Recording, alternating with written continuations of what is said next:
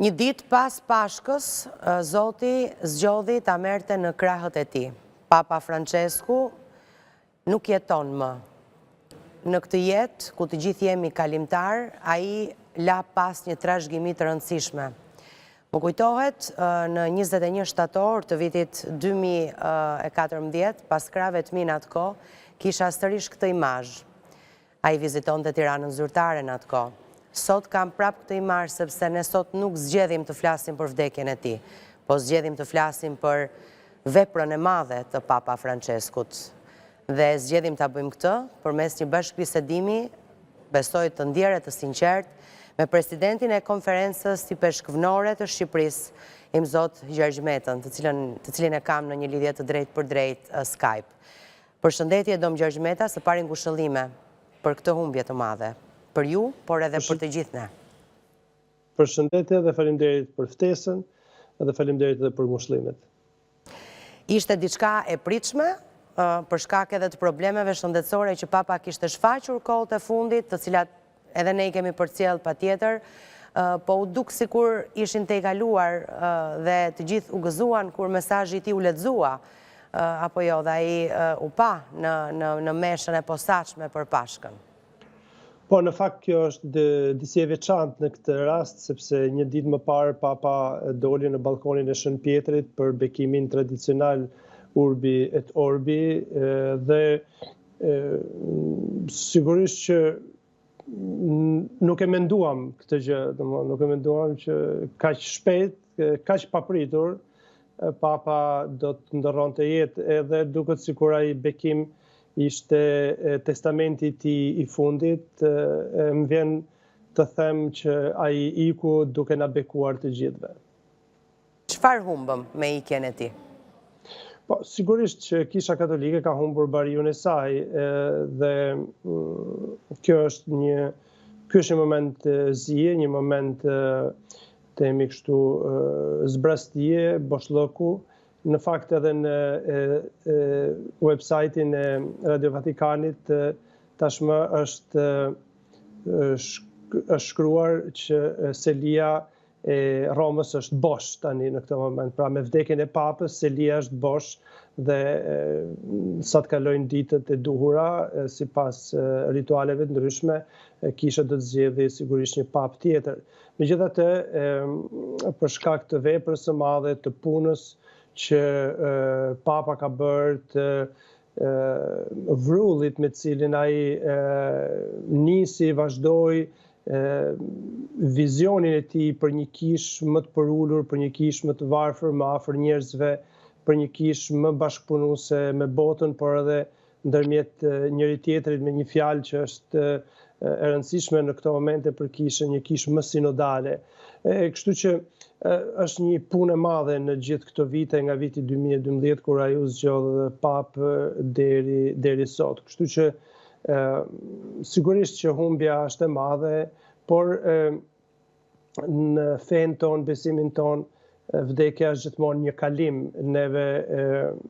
Neve besojmë se të krishterit nuk i merret jeta, por ajo i shndrohet. Kështu që bashkë me trishtimin, po themi bashkë me një lloj dhimbje për humbjen e Papës, kemi edhe shpresën për jetën e re në Krishtin, duke qenë edhe në një kohë Pashkësh, është për ne gjithmonë edhe një motiv shprese. Papa Bergoglio, nëse nuk gabohem, ishte i pari pap që nga shekulli i 8, apo jo, i cili nuk ishte lindur në Europë, ishte një pap i cili njihej për mendimet e tij liberale, edhe këto her pas here i kishte manifestuar. Si ndikonin këto të fundit në misionin e tij në katolicizëm në përgjithësi?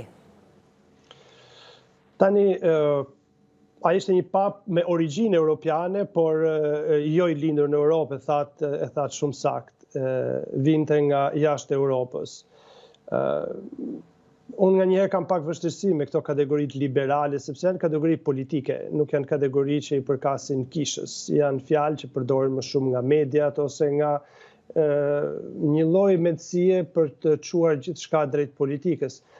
Unë them që papa kishte idetë e ungjillit, kishte mesazhin e ungjillit dhe në qoftë se do të quajmë afërsinë ndaj imigrantëve, ndaj të varfërve, ndaj viktimave të luftës në Ukrainë, në Gaza, në përgjithë botën, qoftë se duam të quajmë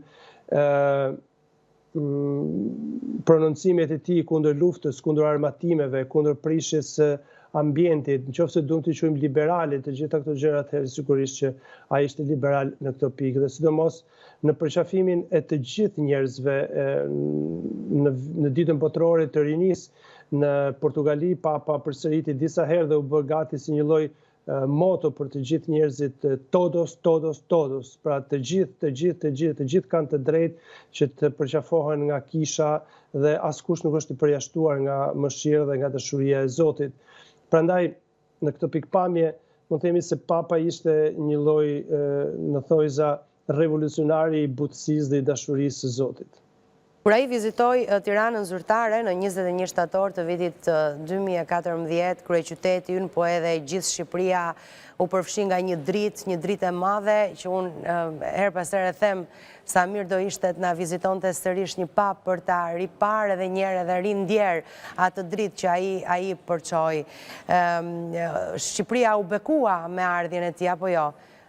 Po, atëherë kam qenë edhe i përfshirë personalisht në vizitën e papës, duke qenë edhe se isha përgjegjësi i strukturës informative të gjithë asaj vizite, në një farë mënyrë isha zëdhënësi i vizitës dhe e mbaj mend shumë mirë, mbaj mend edhe gjithë angazhimin tuaj si gazetar në atë moment, gjithë kontaktet që kemi pasur, por edhe gjithë atë atmosferë që krijua edhe tek njerëzit e thjeshtë, tek të gjithë njerëzit, pa dallim feje, pa dallime politike, pa asnjë lloj dallimi, të gjithë rendën në sheshin Skënderbej përgjatë bulevardit Dëshmorët e Kombit për ta pritur papën.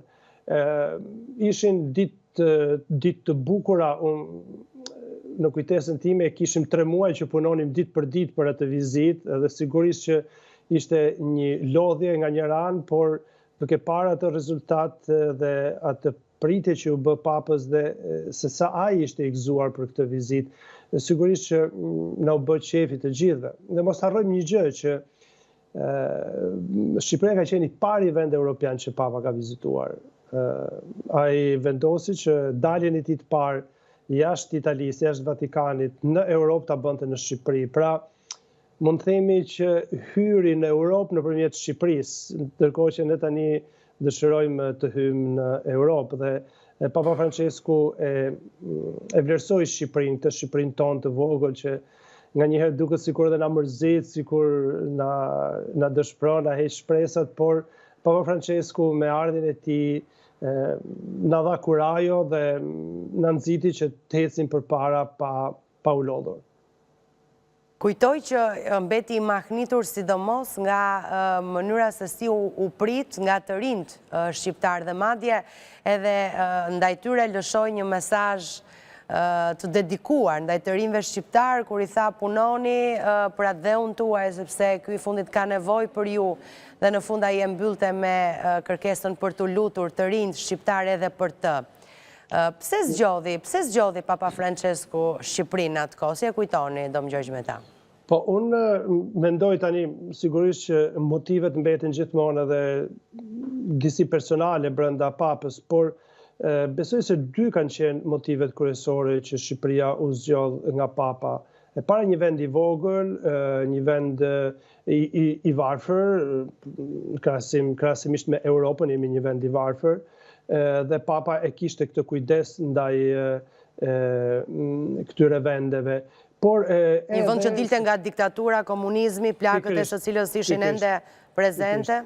Ky është motivi i dytë, sepse papa kishte lexuar, dëgjuar shumë për vuajtjen që shqiptarët kanë pasur nën komunizëm dhe në fakt ne patëm zgjedhur 2 dëshmitar që të dëshmonin para papës në katedralen e Shën Palit në Tiranë atëherë, Don Ernest Roshani, që më vonë u krijua kardinal nga papa, eminencën e tij kardinal Roshanin dhe motër Maria Kaleta që nuk jeton më, të cilët i treguan papës, i përfyen papës, madje e plotën papën në katedralen e Shën Palit, për vuajtjet që populli ynë kishte kaluar.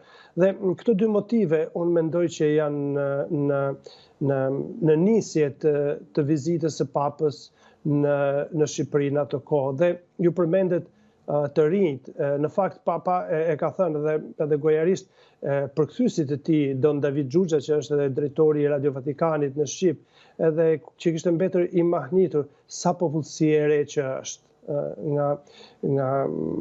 Nga dritarja, nga Papa Mobile, ai shikonte të rinj, shumë të rinj, dhe kjo e ka entuziazmuar veçanërisht. Prandaj mendoj që kjo vizitë do të mbetet e paharruar, ashtu sikur se ka qenë edhe vizita e Gjon Palit të dytë në vitin 1993.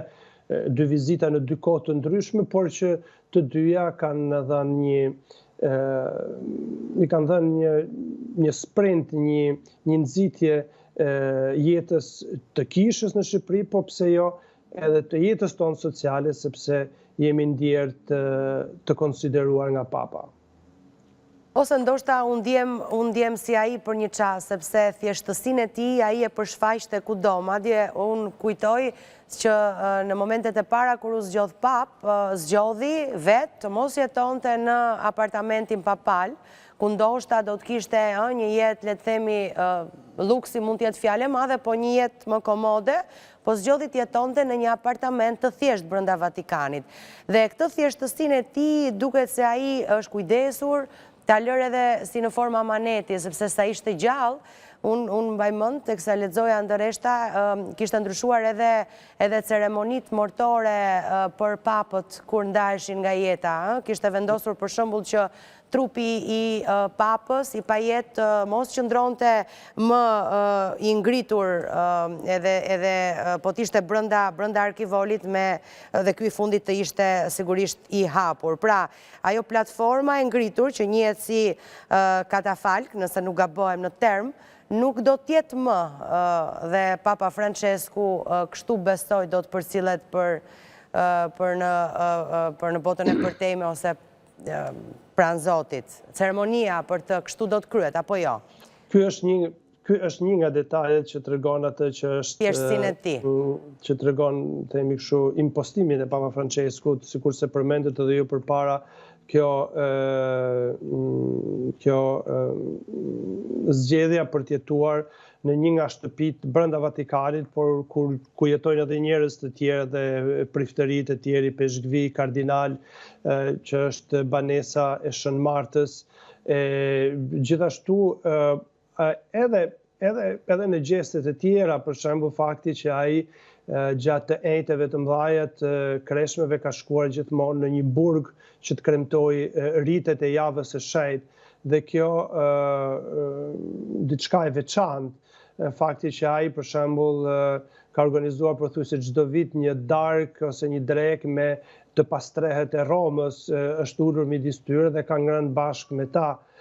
Fakti që ai për shembull çdo mbrëmje i ka telefonuar famulitarit në Gaza, ku po kryeshin bombardimet nga Izraeli dhe nga Hamasi, dhe ai ishte interesuar për jetën e njerëzve duke i telefonuar famulitarit, dhe këtë e ka bërë edhe kur ishte në spital.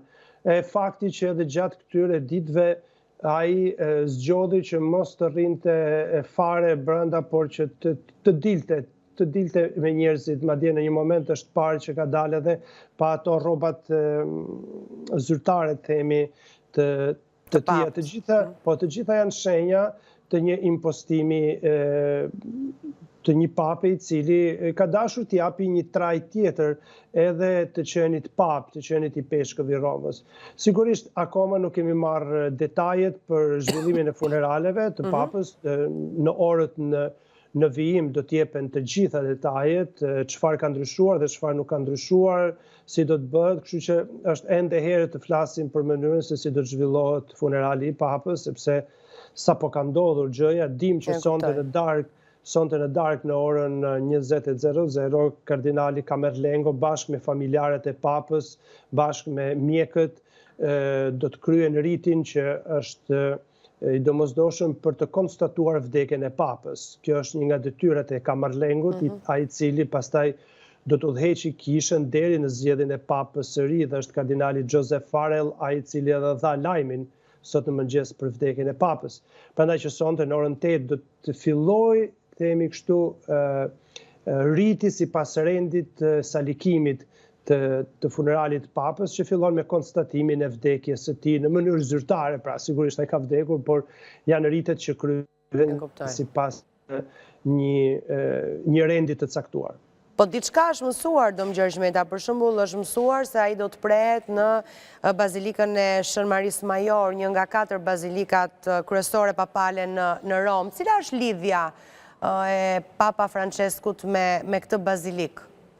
Po ne kemi parë Papa Franceskun që para çdo udhëtimi dhe mbas çdo udhëtimi papnor ai shkon tek bazilika e Santa Maria Maggiore, edhe për shkak të një devocionit të tij personal shumë të fortë ndaj Zojës së bekuar, edhe ndaj kësaj figure në bazilikën e Santa Maria Maggiore, që mban edhe emrin Salus Populi Romani, pra është shpëtimi i popullit romak, duke qenë se ai vetë është i peshkëve i Romës, kështu që ka zgjedhur atë bazilikë për të nderuar nanën e Zotit dhe për t'i kërkuar asaj qoftë ndihmën kur fillon të udhëtimet e tij, qoftë edhe për ta falendëruar kur mbaronte një udhëtim të tij papnor, dhe kështu që ka vendosur dhe këtë tjetrën, është dëshira e tij.